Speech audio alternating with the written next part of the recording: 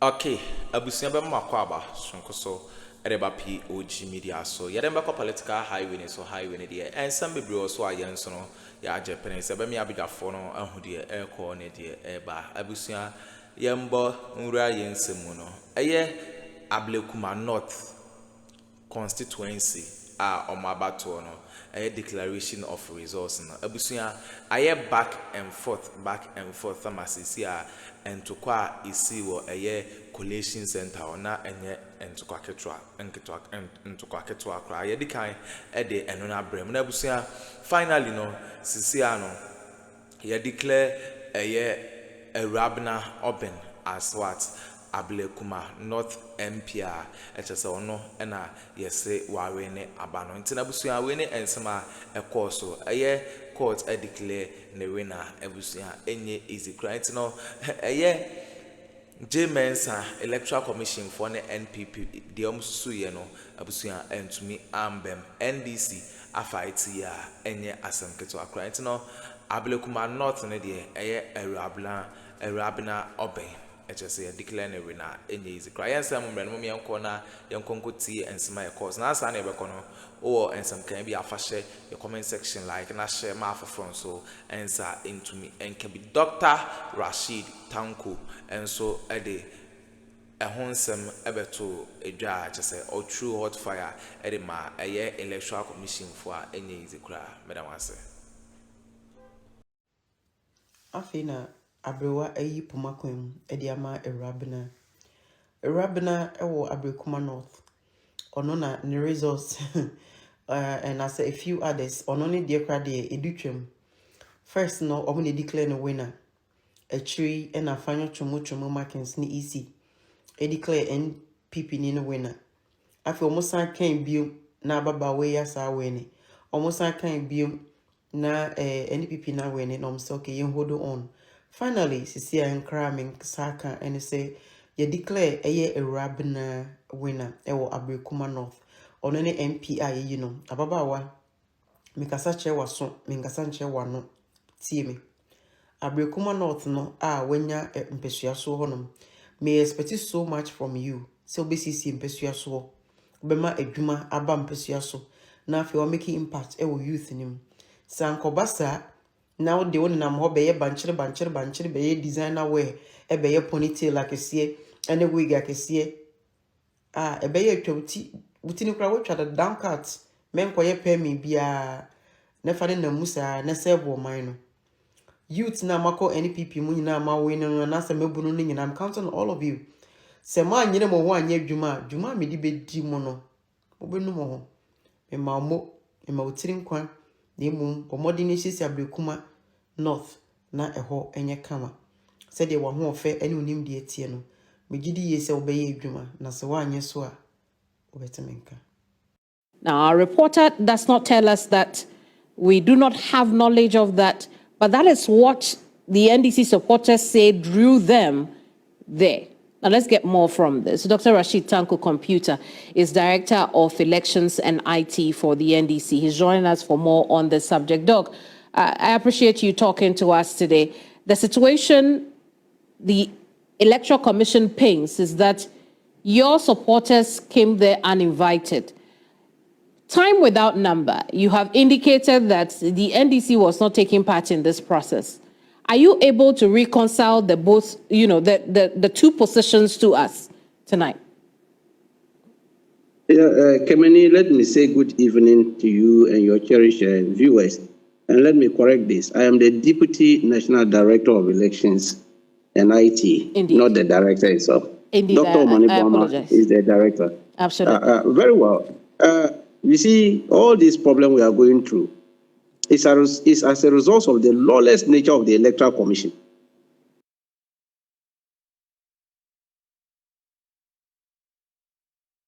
They are the cause of all this mess. And I'm surprised we are not calling them out.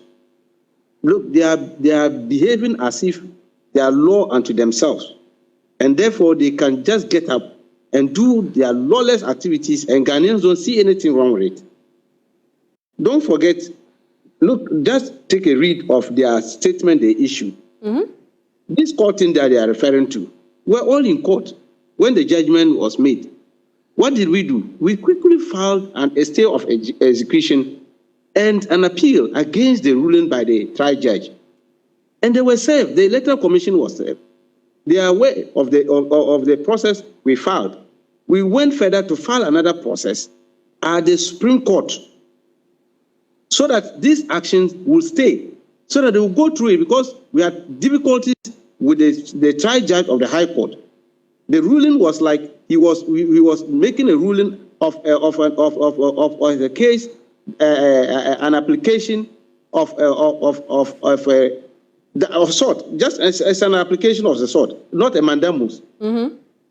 Okay, that was our problem, because he was supposed to rule on the mandamus, but he went further to make a ruling as if an election petition application was before him. So we filed a stay of execution and an appeal against it. That is the problem we have with EC. Yet this EC defied all these processes, went ahead to illegally declare 3 of their constituencies for MPP. We were not part, because we cannot file this process and still go and participate in illegal activities. But they are bent on making sure that they will rule Ablekuma for the MPP. Even at IPAC meeting, when they told us they don't have pink sheets, easy, that they don't have pink sheets, all their pink sheets were destroyed. The MPP themselves, led by Evans, their director of election, told us they don't have pink sheets, that they have scanned copies. And we say we don't use scanned copies in dealing with our matter. Nobody uses scanned copy. So they shouldn't come and be talking about scanned copy, because I can design a pink sheet on my laptop and put figures on it and bring it as scanned copies. Is that what we want in our electoral system? So we told them they should stop that issue of the scanned copy they are mentioning. Little did we know that they are collaborating with Electoral Commission to cook figures on their scanned copies and use it to declare the MPP woman as a Doc, how were they doing that? Remember that the outstanding constituency, the outstanding polling stations is only a few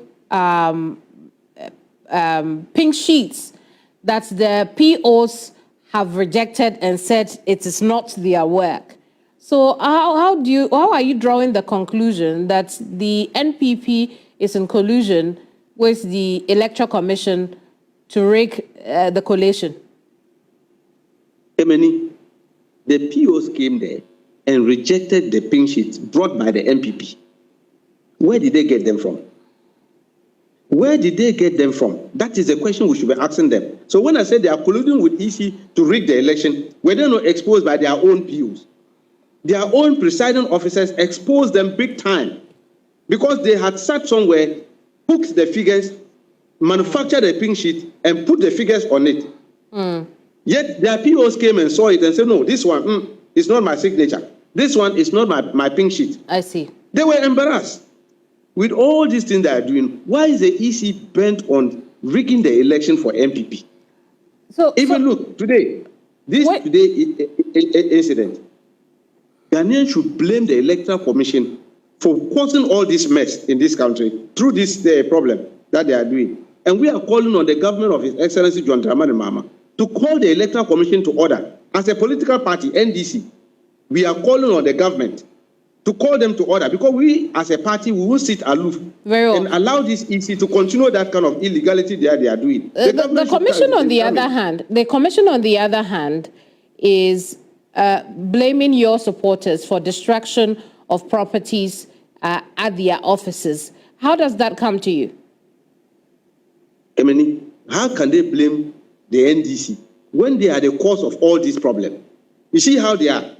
That's why I'm saying the government must call them to order. Because you were advised that, look, this thing that you are doing, the matter is in court. Come, let's litigate the matter in court. We have this matter before the trial judge. We have the matter before the Supreme Court. Why are they in a haste to conclude a matter that is still pending in court? Are they not lawless people? Very well, Doc. This is complete lawless institution. And that's why they are involved. So they are the cause of this mess. Doc, we'll leave our conversation here. Thank you so much. Dr. Rashid Tanko Computers, Deputy Director of Elections and IT for the NDC. We'll stay on this subject because the lawlessness has become a point of interest for us here on Ghana Tonight. We want to engage some security minds on this subject because, again, this appears to be much more chaotic than even the actual elections that took place more than a month ago. And so we're trying to find out how should this be dealt with to forestall further deterioration of the situation. We can now bring in some of our security experts at this point, if that's okay. My understanding is our security people. Dr. Victor Doke is a security expert. He's joining us for a quick conversation on the back of this. Doc, quickly, when you look at that letter the Electoral Commission wrote, or more like a statement that he released in the last few hours of the evening, they indict the police service. How do you respond to this? What do you see there? Well, thank you very much. You used the word lawlessness, and that is exactly what has happened. Even with our institutions, one that is mandated to oversee the elections and one that is supposed to ensure the security of staffs and then the process, there seems to be lack of coordination. The general perception I have is people have a sense of the fact that they may not be in office very soon. So there's some kind of relaxed attitude towards providing security and ensuring the process goes on. That's the way I see it. Now, with regards to the letter, the EC stating that per the court order, the police is supposed to provide security, and the police informing the EC that based on intelligence, exercise should be put on hold.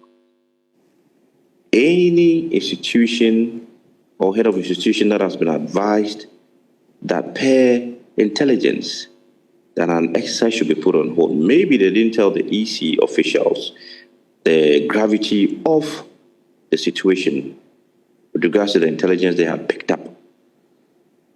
If they did and the EC ignored and wanted more personnel to be posted to the head office, well, the police would weigh the options. If they post more men to the place and then the situation gets out of hand, it's either the policemen will be harmed, there may be firing of weapons, civilians will be hurt. So the police may have thought it wise not to even augment the personnel set. But in any case, one of the mandates is to protect lives and property. So even if you picked up intelligence, the onus lies on you to reinforce the area. And that is the right thing to do. Because once you've picked up intelligence that is something in the offing, you reinforce, because this is a state institution, a very important one at that. Right. Where information and data is stored and the process has to go on. Mm-hmm. So I think with regards to that one, the police is at fault in some sense because they were supposed to augment and barricade the whole place. Whether or not the exercise was taking place. Whether or not the exercise was taking place, because you were mandated to protect the property itself. If the exercise is not coming on and you've picked intelligence that there's something in the offing, you protect the place to ensure that essential information is protected. Properties are protected, and they didn't do that. Right, Doc. Going forward, how do we prevent this situation from further escalating? Because as I noted earlier, it would appear that this is becoming, this lone constituency, the collation effort is becoming much more chaotic than even during the voting exercise itself or the early days after the voting. What are your thoughts on how we can prevent escalation of this situation? Number one, let's get ahead of the political parties, the two main political parties. The reason why I say the two main political parties is now it's very difficult to determine whether it's only the NDC supporters who went on rampage there, or there are NPP supporters who went there per the narrative that you earlier gave, that somebody else gave, that they had NPP supporters went there first before. Now, criminal elements have had the opportunity to be involved in all of this, and we cannot allow this to happen. So one, the two political parties must issue statements condemning this act and then issuing a warning. Three, the police, with regards to CCTV and evidence, pick up all those in the video, arrest them. Investigation should be done. If they are found culpable, they must face the law. Under no circumstances that those who are arrested will be let go because of what? Their political affiliation, or because their party is in government. You cannot have that. And then Mr. President should issue a statement on this through his spokesperson. The police should call for reinforcement and then coordinate with the military if need be to ensure that the next exercise will be peaceful. And with regards to that, once they call for reinforcement, they will definitely map out a strategy to barricade and reinforce the area, that no civilians would even have access miles, meters to the coalition place. Very well. Doc, we'll end the chat on this, but hold the line for me because I want to pick your thoughts on something else a little later. Right now, let's put a very keen focus on the activities of the President, John Dramani Mahama. This week, it's been appointments, it's also been travels, and there's been some disappointments. That's coming up now. President John Dramani Mahama added on to his list of ministerial nominees, now standing at 25, less than half of what he promised during campaign. This number leaves room for 35 more ministers and maybe deputy ministers. And I want to stay on that subject just before I bring in what other things or events have taken place surrounding the president. Now, if you look on your screen, the 60 is the number the president promised. So far, he's made 25 appointments, and it leaves room for 35 more. Well, let's take a look at the next slide. We know that of the appointments he's made, 12 of those appointments are to ministries or ministries of state, so to speak.